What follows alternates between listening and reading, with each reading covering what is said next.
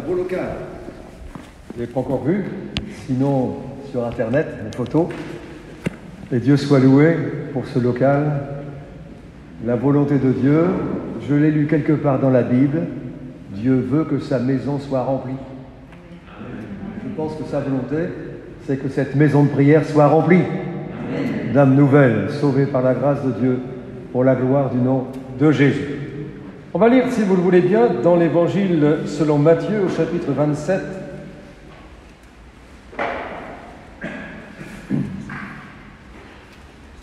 Matthieu, chapitre 27, nous lisons à partir des versets premiers.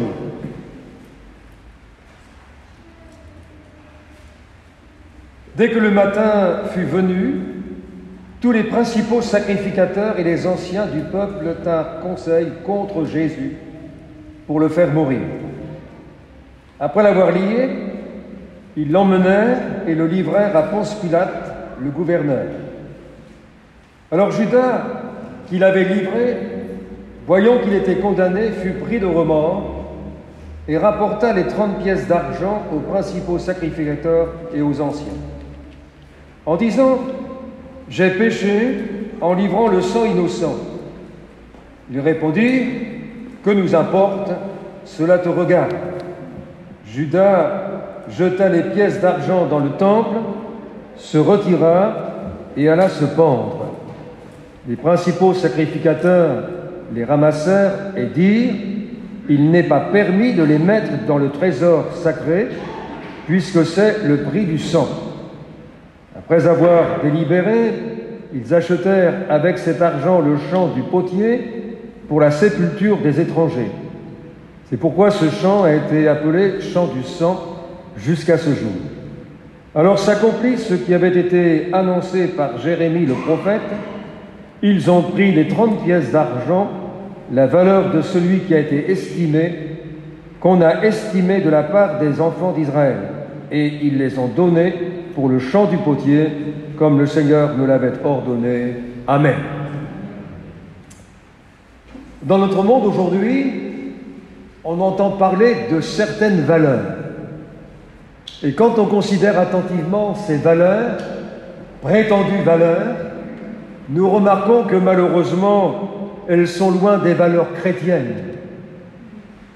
Bien loin des valeurs chrétiennes, et elles sont souvent l'expression de la baisse dramatique et vertigineuse de la moralité chrétienne, de la moralité qui est dans le monde.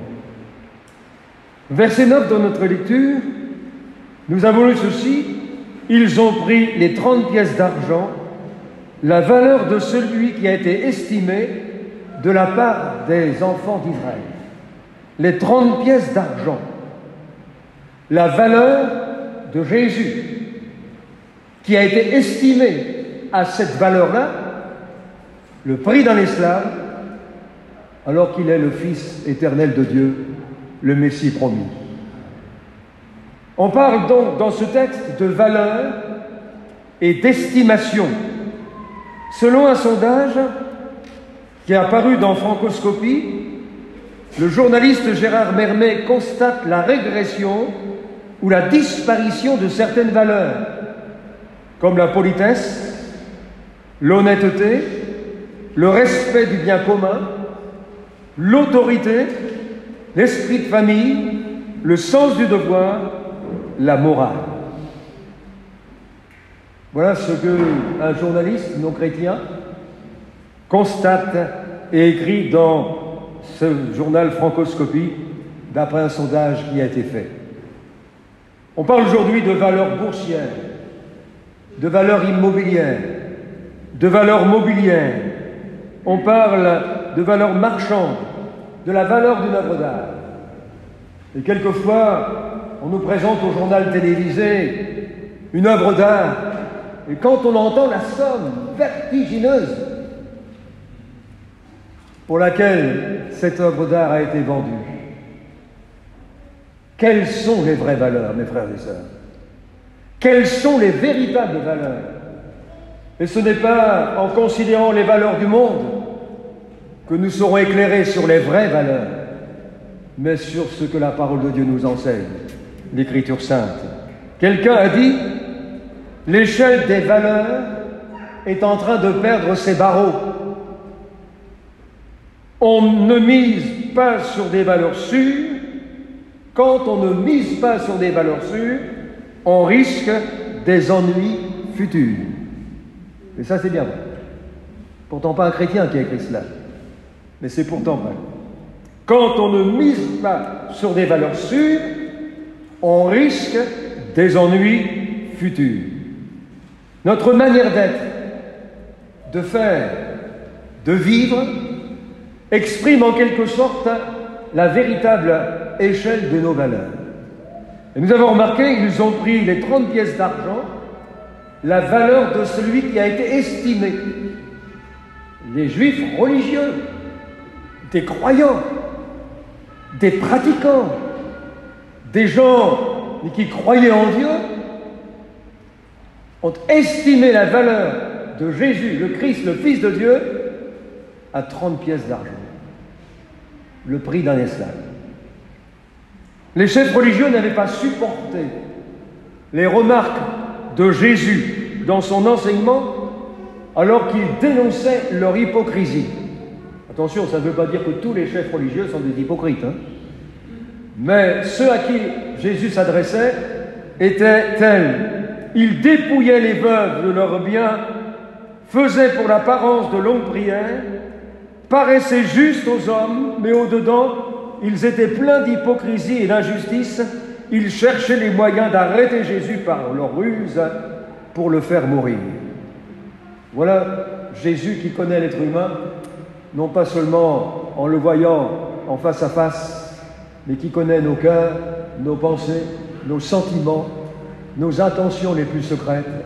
Il savait ce qui était dans le cœur de ces gens religieux. Et ils ont trouvé un triste allié en la personne de Judas, dont le nom est à jamais associé à celui de trahison. Et oui, parler de trahison, Judas, c'est parler de la même chose. La Bible dit, il alla s'entendre avec les chefs des sacrificateurs et les chefs des gardes sur la manière de le leur livrer Jésus. Ils furent dans la joie, les religieux, et ils convinrent de lui donner de l'argent. Ils lui payèrent 30 pièces d'argent. La valeur qu'ils ont attribuée à Jésus. Alors posons-nous cette question. Quelle valeur attribuons-nous à Jésus?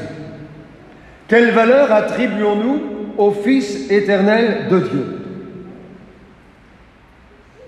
Ce n'est pas seulement des paroles qu'il faut apporter, mais dans notre vie quotidienne de chaque jour. Dans 1 Pierre chapitre 2, verset 4, la version Semeur a traduit « Il est la pierre vivante, Jésus, que les hommes ont rejetée, mais que Dieu a choisie, écoutez bien, à laquelle il attache une grande valeur. » Bien sûr que nous lui attribuons une grande valeur. Il n'y a rien de comparable à 30 pièces d'argent. Mais, mes frères et sœurs, vous connaissez ce proverbe français, qui n'est pas dans la Bible, mais qu'on a tous appris à l'école. À tout Seigneur, tout honneur. Eh oui. À tout Seigneur, tout honneur. Le prophète Ésaïe, nous parlant de Jésus, prophétiquement bien sûr, dit ceci, que beaucoup n'ont fait de lui aucun cas. De Jésus, une autre version a traduit, il était semblable à ceux devant lesquels on détourne les yeux, il était méprisé et nous n'avons fait aucun cas de sa valeur. Qu'ils sont nombreux, malheureusement, nos contemporains qui vivent autour de nous, que nous côtoyons chaque jour et qui n'accordent à Jésus aucune valeur. Ça ne les intéresse pas. Oh, bien sûr, à Noël, pour les enfants, on va faire une petite fête, mais qui sera mis à l'honneur? Ce ne sera pas Jésus, malheureusement dans beaucoup de foyers. Ils ne lui ont attribué aucune valeur, ils n'ont fait aucun cas de sa valeur. Or, malheureusement, nous avons rencontré des gens, et j'ose dire qu'il n'y a pas de chrétiens qui sont semblables à ceux-ci, qui n'ont pas donné à Jésus plus de valeur que moi je donne à ma roue de secours dans ma voiture. J'ai fait, avec celle que j'ai actuellement, plus de 112 000 kilomètres. Mais jamais je ne pense à la roue de secours quand je prends le volant. Et vous, quand vous prenez le volant, vous pensez toujours « Ah, est-ce que j'ai la roue de secours ?» Ben non. Mais si malheureusement nous avons une crevaison, alors nous nous réfugions vers la roue de secours. Et entre parenthèses, il est bon de temps en temps, à la station-service, de contrôler si elle est bien gonflée. Hein, parce que si vous l'avez à plat, ça ne vous aidera pas beaucoup. Ça, on n'y pense pas souvent, ça. Hein. Alors, malheureusement, il y a des gens, quand ils sont dans le pétrin, dans l'épreuve, dans la difficulté, « Ah, Seigneur, c'est la roue de secours !» C'est toute la valeur qu'il lui attribue. À tout Seigneur, tout honneur. Quelle est la nature de notre amour pour lui, Jésus? Quel est notre souci de lui plaire? Quel est notre souci de faire sa volonté?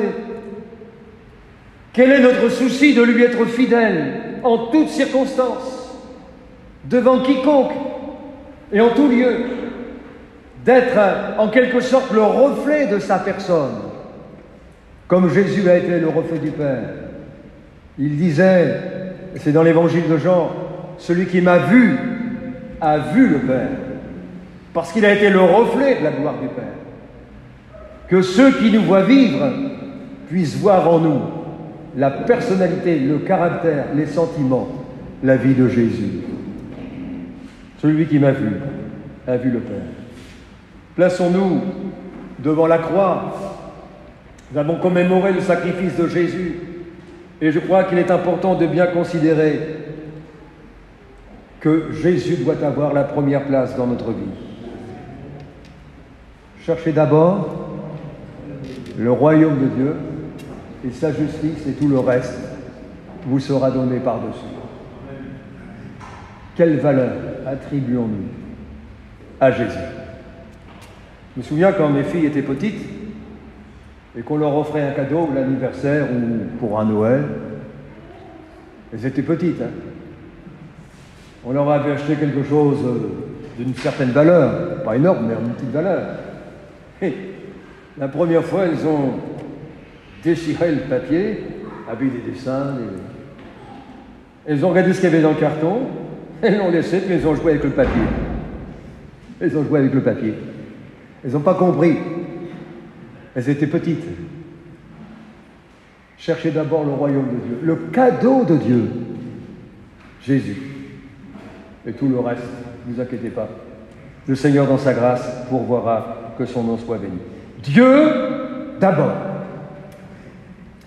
Il y a des années de cela, j'étais encore dans la région rouennaise, donc ça fait plus de 36 ans. J'étais responsable de l'église de Darnétal.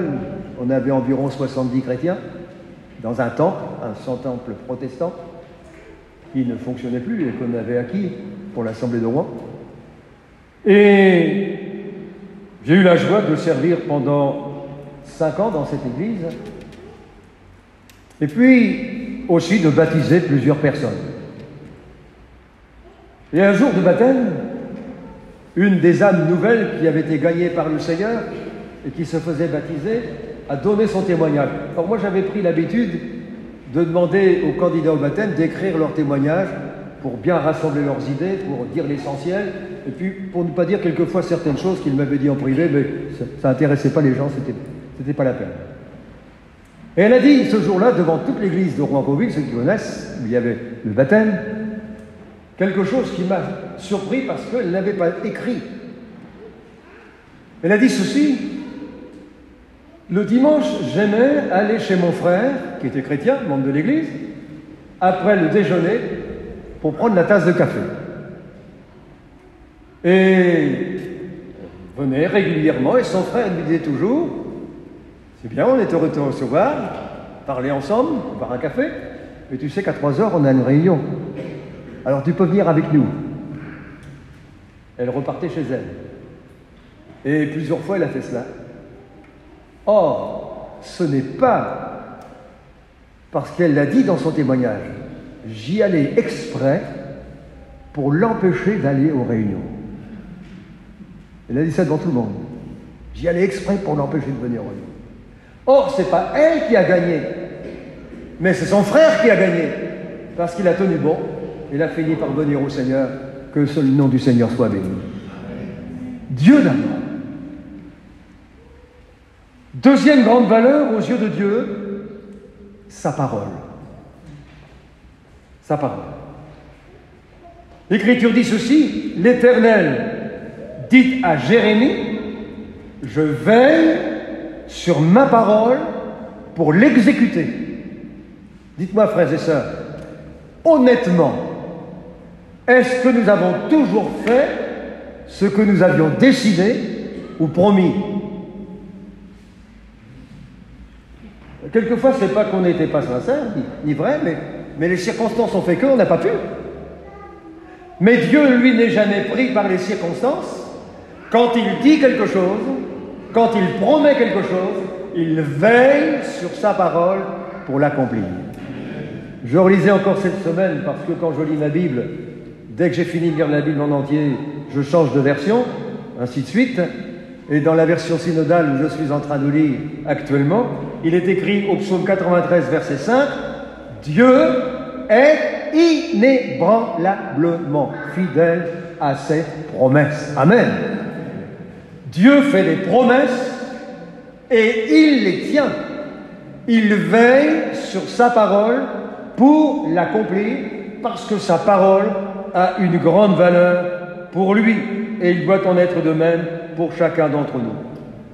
On pourrait prendre un exemple seulement. La renaissance du pays d'Israël. Dites-moi, Dieu avait dit par la plume du prophète Jérémie, je les ramènerai dans leur pays que j'avais donné à leur père. Ézéchiel 34, 12, je les rassemblerai et je les ramènerai dans leur pays. L'histoire n'est pas si loin. La Deuxième Guerre mondiale, la Shoah, où 6 millions de Juifs, dont 1,5 million d'enfants, ont péri dans les fours crématoires d'Hitler. Hitler avait dit « Quand j'aurai gagné la guerre, j'exterminerai la juiverie internationale. » Hitler a disparu, il a perdu la guerre, il a disparu, mais les Juifs sont toujours là dans le monde, parce que Dieu veille sur sa parole pour l'accomplir. Qui aurait osé penser, alors que 6 millions de Juifs, dont 1,5 million d'enfants, ont péri, que seulement 3 ans après, en 1948, Ben Gurion proclamerait le 14 mai la création de l'État d'Israël. Jamais personne n'aurait pu oser penser cela. Il semblait que la parole d'Hitler avait du succès. J'exterminerai la juiverie internationale. Non, Dieu veille sur sa parole pour l'accomplir. Dieu avait dit, sous la plume de Jérémie, je les ramènerai dans leur pays que j'avais donné à leur père. Et Ézéchiel, je les rassemblerai, je les ramènerai dans leur pays. Dieu veille sur sa parole pour l'accomplir. Les hommes ont leur projet, les chefs d'État ont leur projet, mais c'est Dieu qui est sur son trône. Et c'est lui qui règne. Nous l'avons chanté tout à l'heure. Apparemment, on a l'impression que Dieu est dépassé, mais non, Dieu est sur son trône. Et il règne à jamais, que son nom soit béni. Peut-on dire « j'aime Dieu » et négliger sa parole? Puisque la parole a été faite chair, elle s'appelle Jésus. Jésus et la parole ne font qu'un. Or, nous démontrons notre amour pour Jésus par notre amour pour la parole de Dieu. Non seulement pour la lire et la méditer, mais aussi pour la croire, pour la pratiquer, pour la vivre et pour la répandre autour de nous. Au commencement était la parole, et la parole était Dieu, et la parole a été faite chair, c'est notre Seigneur Jésus-Christ. On ne peut pas dissocier Jésus de la parole de Dieu. Alors mon frère, ma sœur, regardons le temps que nous passons avec la parole de Dieu. Vous savez, quand on aime quelqu'un, on aime passer du temps avec lui. Oui ou non? Eh oui. C'est bien d'avoir une Bible à la maison, d'en avoir même plusieurs, mais il faut la serrer dans notre cœur afin de ne pas pécher contre l'Éternel. Un sondage a été fait au sein des assemblées de Dieu. Et d'après ce sondage qui a été fait, 33% des chrétiens, membres de nos assemblées, lisent la Bible chaque jour, y passant environ un quart d'heure. Mais dites-moi, si je sais bien compter, 33 pour arriver à 100%, il en manque 67%. Je compte bien, oui? Mon frère, ma sœur, est-ce que tu lis ta Bible chaque jour? Est-ce que tu la médites chaque jour? Un chrétien avait pour devise, pas le temps de lire la Bible, pas le temps de prendre mon déjeuner. Je crois, mes frères et sœurs, que nous démontrons notre amour pour Dieu, pour Jésus, par celui que nous avons envers la parole de Dieu, pour la méditer et la pratiquer. Troisième grande valeur, aux yeux du Seigneur, son Église. J'ai bien dit son Église. Elle n'est la propriété de personne. Jésus a dit lui-même dans Matthieu 16, 18, « Je bâtirai mon Église ». C'est son Église. Mon Église, dit Jésus. Il est le chef suprême de l'Église. Et la Bible dit encore, Christ a aimé l'Église et s'est livré lui-même pour elle. Quelle place l'Église a-t-elle dans mon cœur? Alors bien sûr, on peut avoir une grande vision, l'Église avec un grand E. Mais quelle place l'Église locale a-t-elle dans mon cœur? Est-ce que je prie quotidiennement pour mon Église locale? Mon Église locale, quand je dis mon, c'est celle du Seigneur, vous l'avez compris. Mais c'est là où je vis. Est-ce que je collabore? Est-ce que je sers le Seigneur dans l'Église locale? Est-ce que j'ai plaisir à me retrouver aussi souvent que possible dans l'Église locale? Est-ce que je soutiens par la prière? Est-ce que je soutiens par mes offrandes l'Église locale? Est-ce que j'ai à cœur que l'Église locale se développe, que des âmes nouvelles y soient ajoutées? Est-ce que je travaille dans ce sens? Est-ce que je désire de tout mon cœur que l'Église locale soit connue? Voyez-vous, j'étais jamais venu ici encore. Alors je connaissais bien l'ancien local, mais j'ai suivi mon GPS, et oh, je me dis, où est-ce que je m'en vais là? Je ne connais pas dans ce coin-là. Et je suis arrivé sur la place, mais je n'ai pas vu l'église. J'ai continué tout droit, mais mon GPS me disait que j'étais arrivé, je ne comprenais pas, je regardais, je voyais un tas de choses, mais pas l'église, parce que je connaissais la photo. Hein. Alors je me suis arrêté, il y avait un petit pépère qui était sur son vélo, là. J'ai baissé la vitre, je lui ai dit, monsieur, pardon, s'il vous plaît, est-ce que vous connaissez l'église évangélique? Ah, il me dit, je sais qu'elle est déménagée, mais je ne sais pas où elle est. Ah, c'est peut-être la chapelle qui est là, un peu plus loin. Parce que j'ai dit, c'est rue du 11 novembre. Alors quand je lui ai dit ça, ah, c'est peut-être la chapelle qui est un peu plus loin. Voyez-vous, il avait entendu dire que l'église avait déménagé, mais il ne savait pas où elle était. Il était dans le quartier. Il était dans le quartier. Mes frères et sœurs, quel attachement, quel intérêt est-ce que je porte à l'église locale? Concernant l'église, la toute première de Jérusalem, ils persévéraient dans l'enseignement des apôtres, ils étaient là pour l'étude de la parole de Dieu, dans la communion fraternelle, il y avait un esprit de famille, c'est important, ils persévéraient dans la fraction du pain, n'oubliant jamais la croix, c'est là que notre âme a été sauvée, et que toute notre vie, présente et éternelle, dépend de ce jour où Jésus, sur la croix, a payé pour nous. Parce qu'il n'y avait pas eu la croix, nous serions désespérément perdus. L'Église locale, il persévérait dans la prière. C'était une armée qui se réunissait régulièrement pour combattre le bon combat, le combat spirituel, parce que l'Église est engagée dans un conflit, non pas avec les humains, mais avec les puissances des ténèbres. Quelle est mon implication personnelle dans l'Église locale? Que Dieu me préserve et qu'il nous préserve de devenir des gens religieux. Vous savez qu'ils vont à l'office le dimanche matin et puis c'est terminé, ils ont fait leur devoir. Que Dieu nous fasse la grâce. Il y a dans l'Écriture différentes expressions qui soulignent l'importance du sabbat, comme l'importance du dimanche sous la Nouvelle Alliance. Et je pense qu'il est important de consacrer le jour du Seigneur au Seigneur.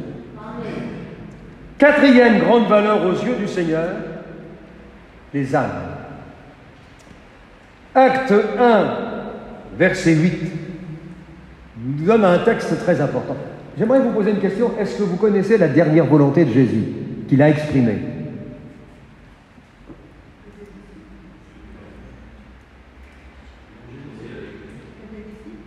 La toute dernière volonté de Jésus, les derniers mots, les dernières paroles qu'il a exprimées avant de monter au ciel. Acte 1:8, vous recevrez une grande force, celle du Saint-Esprit, et vous serez de bons chrétiens. Non, c'est pas ça. Mes témoins à Jérusalem, en Judée, en Samarie et jusqu'aux extrémités de la terre.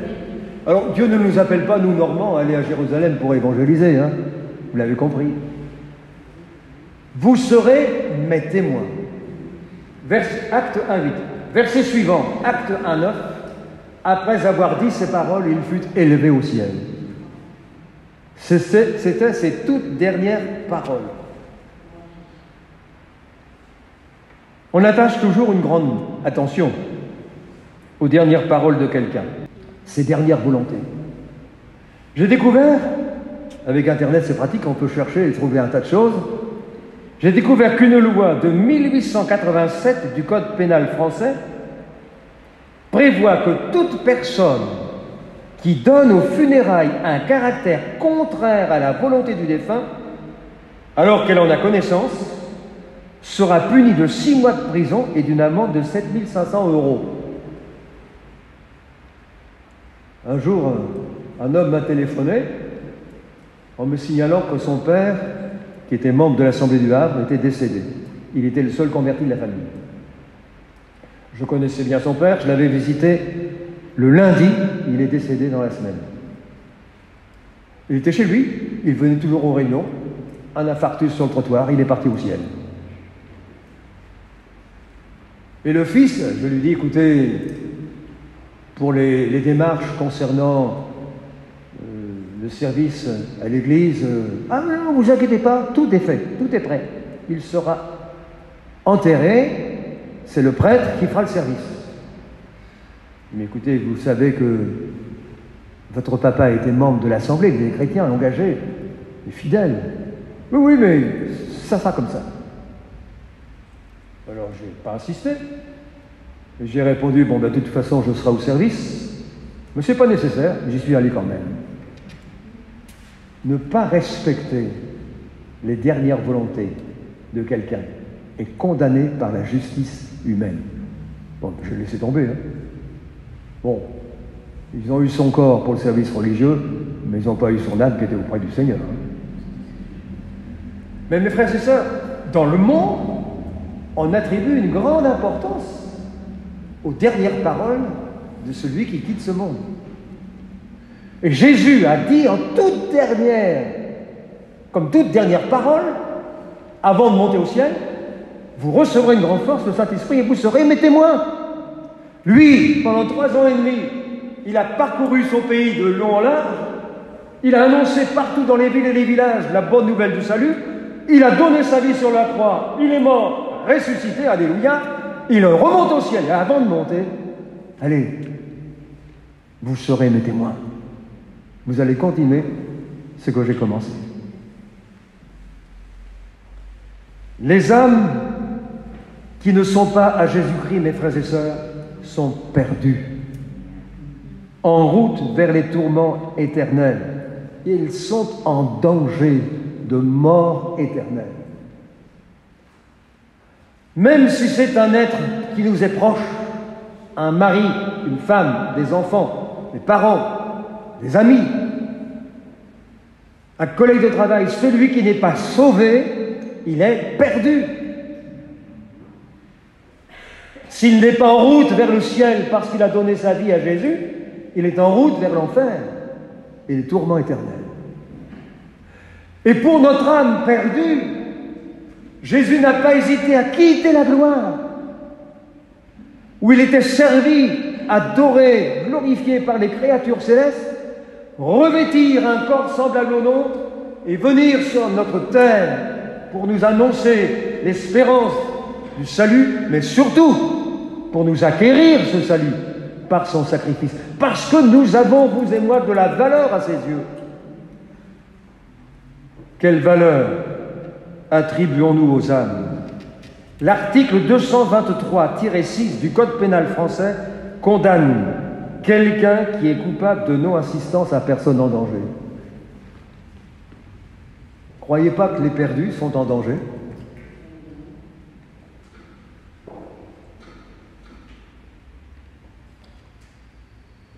Dieu veut que tous les hommes soient sauvés. Tous les Fécampois. C'est ce que Dieu veut. Et Jésus a payé de sa vie par son sacrifice, par cette souffrance, pour que tous les Fécampois soient sauvés. Mais ne seront sauvés que ceux qui se seront tournés vers Jésus. Et l'apôtre Paul écrit aux Romains au chapitre 10, « Mais comment invoqueront-ils celui en qui ils n'ont pas cru? Comment croiront-ils en celui dont ils n'ont pas entendu parler? Et comment en entendront-ils parler s'il n'y a personne qui prêche ou qui témoigne ?» C'est notre responsabilité, mes frères et sœurs. Il y a un témoignage qui m'a marqué, celui d'une sœur âgée au Havre, toute simple. Toute simple. Je ne sais pas si je l'ai déjà donné ici à Fécamp, peut-être, je ne sais pas. Un jour qu'elle se trouvait dans le bus, assise quelques places plus loin, elle a vu une dame qui pleurait discrètement. Elle n'a écouté que son cœur, elle s'est levée, il est allé vers elle, elle lui dit « Madame, je vois que vous êtes dans la peine, tenez ce prospectus, je vous invite à venir écouter l'Évangile. » Et juste quelques mots qu'elle a ajoutés, elle est repartie à sa place. La dame est descendue à son arrêt, la chrétienne est descendue à son arrêt. Quelques jours plus tard, cette dame qui pleurait dans le bus est venue écouter l'Évangile. Elle s'est convertie. Elle était plongée dans une grande dépression. Sa fille aussi s'est tournée vers le Seigneur. J'ai eu la joie de les baptiser toutes les deux. La mémé, aujourd'hui, elle est au ciel. La mémé qui pleurait dans le bus parce qu'une chrétienne, animée des sentiments de Jésus, a été émue de compassion en voyant ses larmes, silencieuse. Elle est allée vers elle. Quelques mots, un prospectus. Il ne faut pas grand-chose pour qu'une âme soit sauvée. Mon frère, ma sœur, je prie souvent le Seigneur qu'il me donne sa compassion. Que Dieu nous préserve de devenir des gens religieux. On connaît ce cantique, cherchons-les, cherchons-les. Savons-nous le prix d'une âme? Oui, la croix. Que la croix ne devienne pas pour nous un simple souvenir, mais que la croix puisse véritablement motiver nos cœurs pour témoigner de la grâce de Dieu autour de nous. Loin d'être déconnecté des réalités d'aujourd'hui, le message de l'Évangile répond parfaitement aux besoins de l'être humain. Mon frère, ma sœur, il y a des âmes qui cherchent sans savoir où se tourner.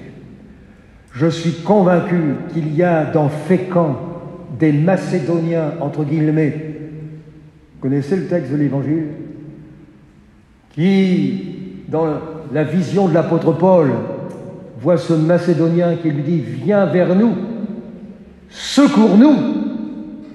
Et il y a des gens dans cette ville, j'en suis convaincu, qui cherchent du secours sans savoir vers qui se tourner, où aller. Et on entend souvent cette expression dans le monde « je ne sais plus à quel saint me vouer ». Mais il y en a des gens qui ont cette mentalité, parce qu'ils sont dans le pétrin et ne savent pas comment s'en sortir. Mon frère, ma sœur, Dieu compte sur nous. Dieu compte sur toi. Mais pensons aussi à ceux qui périssent. Je termine avec ce texte que j'ai à cœur. Vous connaissez le plus grand commandement, premier et plus grand commandement? Ah oui, vous connaissez. Tu aimeras le Seigneur ton Dieu de tout ton cœur, de toute ton âme, toute ta force, de toute ta pensée, comme toi-même. Amen. Non, pas amen. Non, pas amen. Je ne veux pas vous vexer, frère, pas du tout, mais je vous comprends. Et Jésus ajoute, et voici le second commandement qui lui est semblable, tu aimeras ton prochain comme toi-même. Amen. Jésus lit les deux commandements. Tu aimeras, d'abord, l'amour, c'est la sève, la nature même de la vie chrétienne authentique. Tu aimeras ton Dieu, et le deuxième commandement, tu aimeras ton prochain. Comme toi-même, ça ne concerne pas l'amour que nous devons à Dieu, mais l'amour que nous devons à notre prochain. Et une version a traduit, et voici le second commandement, écoutez bien, qui est aussi important. C'est-à-dire qu'aux yeux de Dieu, notre amour pour Dieu doit être en quelque sorte sur le même niveau que notre amour pour le prochain, ou notre amour pour le prochain doit être sur le même niveau que notre amour pour Dieu. Il est aussi important. Et en fait, quand nous aimons Dieu et que nous aimons notre prochain, nous sommes semblables à Jésus-Christ. Nous reflétons son image. Mon frère, ma sœur, il y a 4 grandes valeurs importantes. Il y en a d'autres dans la Bible. Le Seigneur, sa personne lui-même, sa parole, l'Église. Mais Jésus et sa parole ne font qu'un. L'Église, c'est son corps sur la terre. Et les âmes. Mais Jésus a livré sa vie pour elles. Retenons bien ces 4 valeurs. Et que le Seigneur nous fasse la grâce de ne pas être des auditeurs oublieux. Il y a des gens qui cherchent. Nous avons eu la joie de voir se faire baptiser une dame, une ancienne musulmane, qui a trouvé Jésus en lisant l'Évangile. Elle a lu les 4 évangiles. Et c'est là qu'elle a cherché à aller plus loin et qu'elle est venue au sein de l'Assemblée pour entendre davantage. Mais déjà, elle avait donné son cœur au Seigneur Jésus en lisant l'Évangile. Je crois dans la puissance de l'Évangile. C'est la parole de Dieu. C'est une véritable dynamite qui peut faire sauter les barrières et les oppositions les plus fortes parce que le Seigneur est vainqueur. Amen. Que Dieu nous soit en aide et qu'il nous garde de devenir des auditeurs oublieux à sa parole, ce trésor qu'il nous a laissé et que nous voulons serrer dans notre cœur. Amen. Père Céleste, au nom de Jésus, je te prie, Seigneur, de nous faire la grâce d'être animés de tes sentiments.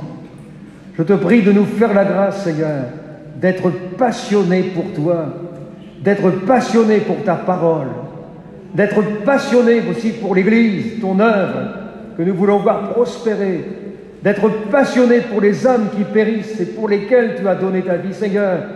Nous ne voulons pas végéter dans notre vie spirituelle, mais nous voulons vivre cette vie abondante que tu as promise, Seigneur.